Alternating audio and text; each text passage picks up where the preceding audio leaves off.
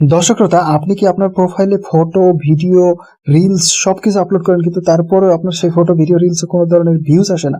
এর কারণ হলো আপনি জাস্ট একটা ভুল সেটিংস করেছেন। আজকে একটা সেটিংস থেকে দিয়েছি, এই সেটিংসটা করার পরে আপনার ফেসবুক ফ্রেন্ড ছাড়াও বাকি সবার কাছে, ফেসবুকে যারা রয়েছে সবার কাছে আপনার কিন্তু ভিডিওগুলো রেকমেন্ডেড হবে, আপনার পোস্টগুলো রেকমেন্ডেড হবে এবং আপনার ফেসবুকে কিন্তু প্রত্যেকটা ভিডিওতে হাজার হাজার লাখ লাখ ভিউজ আসবে। জাস্ট একটা সেটিংস ঠিক করে নিন। এই জন্য চলে যেতে হবে আপনাকে সরাসরি ফেসবুকে যাওয়ার পরে আপনি এই পাশে পেয়ে যাবেন হচ্ছে থ্রি লাইনে ক্লিক করে দিবেন।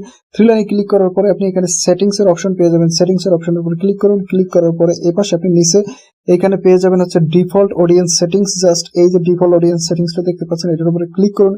ক্লিক করার পরে একটু স্ক্রল করে এখানে দেখবেন যে আপনি পাবলিক নামক একটা অপশন আছে, জাস্ট এটার উপরে ক্লিক করে দিবেন।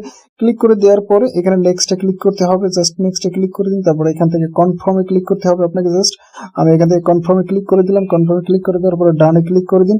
এরপর থেকে আপনার প্রত্যেকটা ভিডিও, পোস্ট সব কিন্তু চলে যাবে পাবলিকের কাছে।